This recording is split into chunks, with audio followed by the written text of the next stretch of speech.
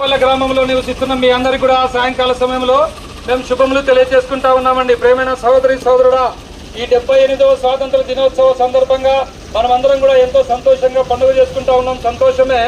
అయితే నీ జీవితంలో స్వాతంత్రము నిజంగా వచ్చిందా? నువ్వు పాపం నుంచి విడిపింపబడినావా? ప్రేమైన సహోదరి సహోదరుడా, ఈ యొక్క సాయంకాల సమయంలో నిన్ను పాపం నుంచి రక్షించడానికి, నీ జీవితంలో వెలుగివ్వడానికి, నీకు పాప క్షమాపణ ఇవ్వడానికి యేసు ప్రభు ఈ లోకానికి వచ్చినాడు. మేము ఏ దేవుడినైతే నమ్మినామో, ఏ దేవుడైతే మా జీవితాలు మార్చివేసినాడో, ఏ దేవుడైతే మాకు పాప క్షమాపణ కలుగజేసినాడో, ఆ యేసు ప్రభు వారు మీ ప్రాంత నివాసులందరినీ కూడా ప్రేమించి, మిమ్మల్ని కూడా కనికరించి, మిమ్మల్ని కూడా పాపం నుంచి విడిపించాలని, మేము పొందిన శాంతి, సమాధానం, సంతోషం మా ప్రాంత నివాసులైన మీరందరూ కూడా పొందాలని ఈ సాయంకాల సమయంలో ఈ మాటలు మీ మధ్యకు తీసుకొని వచ్చినాడు. మీరందరూ ఎక్కడున్నా కూడా కొన్ని నిమిషాలు ఇక దేవుని యొక్క మాటలు వినాల్సిందిగా ప్రేమతో మిమ్మల్ని ఆహ్వానిస్తా ఉన్నాం. ప్రేమైన సహోదరి సహోదరుడా, ఈ దినాన మానవుడి జీవితంలో నెమ్మది, శాంతి, సమాధానం కోల్పోయినటువంటి దినాలు. ఎందుకు? దానికి కారణం ఏంటి అంటే మానవుల్లో ఉన్నటువంటి పాపం. ఈ పాప జీవితంతో మానవుడు ముందు కొనసాగలేకపోతా ఉన్నాడు.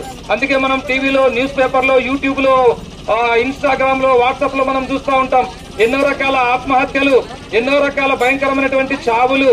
వీటన్నిటికి కారణం ఏంటి అంటే మానవుల్లో అశాంతి, మానవుల్లో సమాధానం లేకపోవడం. అంతేకాదండి, ఈ దినాల్లో మానవుడు ఎంత సంపాదించినా మానవునికి తృప్తి లేదు, ఎంత తిన్నా కూడా మానవునికి తృప్తి లేదు.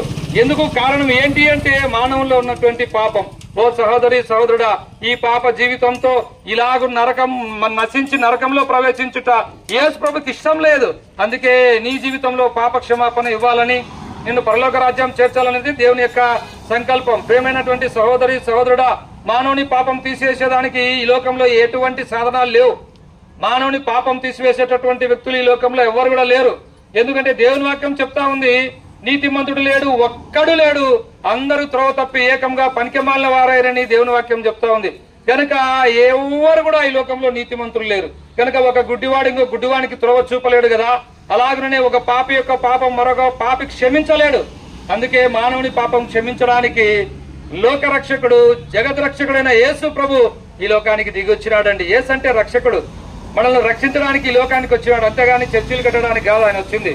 అంతేకాదు మత స్థాపన కొరకు యేసు ప్రభు రాలేదండి. మానవుని పాప క్షమాపణ నిమిత్తం ఈ లోకానికి ఆయన దిగి వచ్చినాడు. మనందరి పాపములు యేసు ప్రభు శిలువలో భరించడానికి సిద్ధపడినాడు. అమ్మాయ్యా, మనం తలతో ఎన్ని రకాల పాపాలు చేసినామండి, ఎన్ని చెడ్డ ఆలోచనలు మనం చేసినామండి. అందుకొరకు నీకు బదులుగా యేసు ప్రభు తలకు ముళ్ళ కిరీటం పెట్టబడింది. భయంకరమైన బాధ, వేదన యేసు ప్రభు శిలువలో అనుభవించినాడు. మనము చేతులతో చేసిన చెడ్డ పనులను బట్టి ఆయన 2 చేతులలో మేకులు కొట్టించుకున్నాడు, 2 కాళ్ళలో శిలలు కొట్టించుకున్నాడు. ఆయన పక్కలో బల్లెం పోటు, వీపంతా చారాలుగా దున్నబడింది. నీ నా పాపముల కొరకు యేసు ప్రభు రక్తమంతా శిలువలో చిందించినాడు. అమ్మా, ఇలాగున మనందరి పాపముల కొరకు యేసు ప్రభు శిలువలో మరణించినాడు, సమాధి చేయబడినాడు, 3వ దినాన తిరిగి లేచినాడు.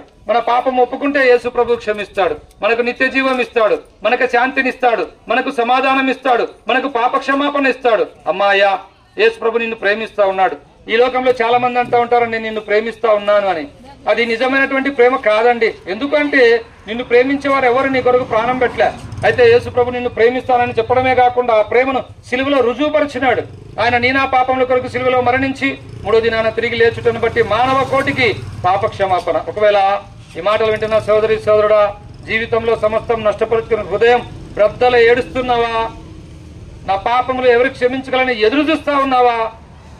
నన్ను ఎవరు ఆదరిస్తారని ఎదురు చూస్తా ఉన్నావా? నాకు ఎవరు దిక్కు అని ఎదురు చూస్తా ఉన్నావా? ఓ సహోదరి సహోదరుడా, యేసు ప్రభు నిన్ను ప్రేమిస్తా ఉన్నాడు. నీకు తెలుసా, యేసు ప్రభు నీ వైపు చేతులు చాచి నిన్ను పిలుస్తా ఉన్నాడు.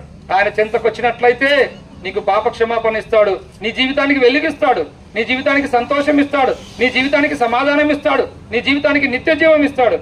మనం చూస్తున్నదంతా కూడా ఒక దినాన లయమైపోతా ఉంది.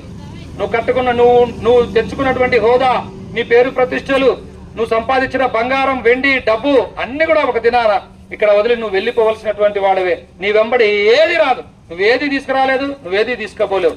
మనం యాత్రికుల వంటి వారం మాత్రమే, యాత్ర చేయడానికి మాత్రమే మనం ఈ లోకానికి వచ్చినాం.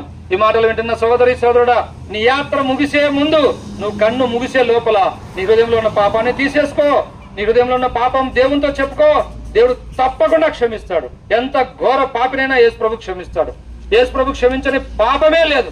కనుక మాటలు వింటున్నా నీవు యేసు ప్రభుని అంగీకరించు. మేము ఈ మధ్యకు వచ్చి మిమ్మల్ని బ్రతిమలాడి ప్రాధాయపడే విషయం ఒకే ఒకటి ఏంటి అంటే, అమ్మా అయ్యా, నువ్వు పాపముతో ఈ లోకం విడిచి వెళ్ళదు, నిత్య నరకం, అగ్నిగుండం, పాతాళం.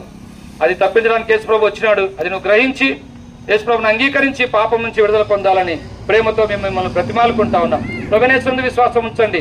అప్పుడు మీరును మీ ఇంటి వారిని గొప్ప ఆత్మరక్షణ, పాపక్షమాపణ, పరలోక రాజ్యం మీరు పొందగలరు. మీ అందరి కొరకు మేము ఇప్పుడు ప్రార్థన చేస్తాం. యేసుప్రభుల వారి గురించి మీకు ఇంకా ఎక్కువగా తెలుసుకోవాలని ఆశ ఉంటే దువ్వూరులో గవర్నమెంట్ హాస్పిటల్కి ఎదురుగా ఎస్కోల్ ప్రార్థనా మందిరం ఉంది. అక్కడికి మీరు రావచ్చు. ప్రతి ఆదివారం పరిశుద్ధారాధన, బల్ల వర్తమానం ఉంటుంది. భోజన సహవాసం కూడా ఉంటుంది. రండి, దేవుని వాక్యం వినండి, ఆధ్యాత్మికమైన మేలులు పొందండి. మా సహోదరులు ముద్దకు చిన్న చిన్న కరపత్రాలు, పుస్తకాలు తీసుకొని వస్తున్నారు. వాటిని తీసుకురండి, చదవండి, సత్యాన్ని గ్రహించండి. మీ అందరి కొరకు మేము ఇప్పుడు ప్రార్థన చేస్తాం. మీరు ఎక్కడున్నా కూడా ఈ యొక్క దేవుని మాటలు మీకు నచ్చినట్లయితే మా ప్రార్థనలో మీరు అందరూ కూడా ఏకీభవించాల్సిందిగా మనవి చేసుకుంటా ఉన్నాం. ప్రేమ నమ్మకం గల మా ప్రియ యేసు ప్రభువా, మీ పాదాలకు వందనాలు ప్రభువా. ఈ యొక్క నాయన గ్రామాన్ని ప్రభువా మరి మీరు ప్రేమించినందులకై నాయన మీకెంతో వందనాలు. గ్రామ ప్రజలను మీరు ప్రేమించినందులకై వందనాలు. మీరు అందించిన వర్తమానం కొరకై వందనాలు ప్రభా. అనేకులు విన్నారు దేవా. విన్న వారిలో మీ కార్యం చేయండి నాయన. మీ చిత్తంలో మీ ఏర్పాట్లో ఉన్న వారిని రక్షించుకోనండి నాయన. ముందుకెళ్తున్నాం. మీ ఆత్మతో అభిషేకించి మీరు నడిపించి మీరే మహిమ పొందండి. ఉగ్రత దినాన ఈ ప్రాంతాన్ని ప్రభావ మీ కృపలో జ్ఞాపకం చేసుకునండి. ప్రాంత ప్రజలను, వారి బిడ్డలను, వారి పాడి పశువులను, పంట పొలాలను దీవించి ఆశీర్వదించండి. ఈ ప్రాంతానికి శుభమని చెప్పి వెళ్తున్నాం. మీరే కార్యం జరిగించి మీరే మహిమ పొందమని యేసు ప్రభు నామమున ప్రార్థిస్తున్నాం మా తండ్రి.